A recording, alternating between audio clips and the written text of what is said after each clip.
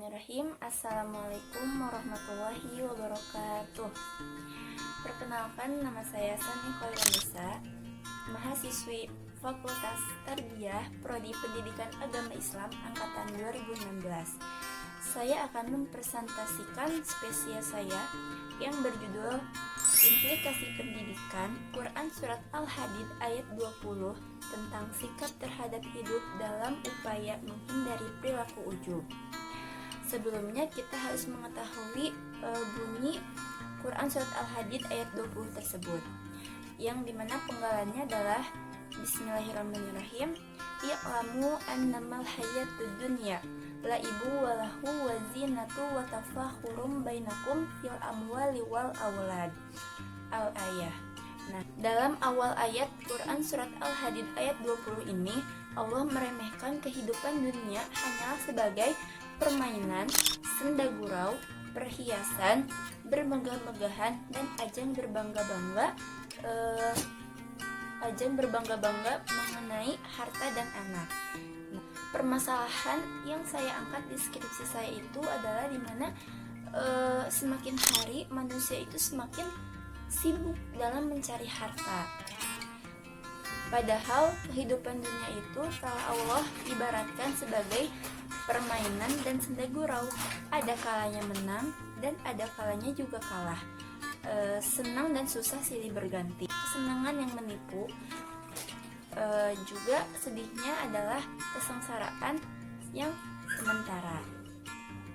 Nah, namun itulah hakikat hidup. Globalisasi yang melanda dunia ini menyebabkan timbulnya pola pikir yang konsumtif, instan, dan hedonis, di mana gaya hidup tadi menimbulkan pola pikir materialis dan seni budaya sebagai ajang pertahanan eksistensi. Nah, dari pola pikir materialis tadi, itulah yang menyebabkan manusia menjadi gila akan harta. Sedangkan gila akan harta adalah salah satu ciri dari sifat cinta dunia. Sifat cinta dunia itu sangatlah berbahaya, karena Ibnu Qayyim menyatakan kunci segala kejelekan itu adalah cinta dunia dan panjang angan-angan. Nah, tadi kan Allah meremehkan kehidupan dunia itu dengan 5 hal, yaitu permainan, senda gurau, perhiasan, bermegah-megahan, dan berbangga-bangga dengan harta dan anak. Nah, yang akan lebih disoroti itu adalah dari kata wa tafakhurum bainakum fil amwali wal aulad, bermegah-megahan dan memperbanyak harta atau berbangga-bangga diri dengan banyaknya harta dan anak. Nah, dari dua hal ini, manusia bisa terjerumus ke dalam dosa yang bernama ujub. Apa itu ujub? Ujub adalah sikap atau perilaku mengagumi diri sendiri.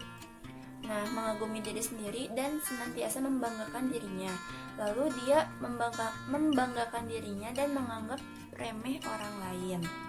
Padahal Rasulullah bersabda yang artinya 3 perkara yang membinasakan, yaitu sifat bakhil yang dituruti, hawa nafsu yang diikuti, dan sifat bakhil kepada dirinya sendiri.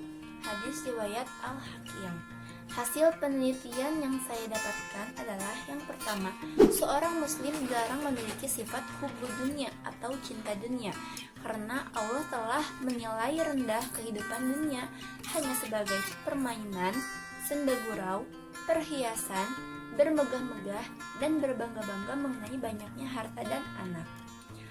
Hasil yang kedua, yaitu dunia pasti akan hancur, sebagaimana halnya tanaman yang disiram air hujan.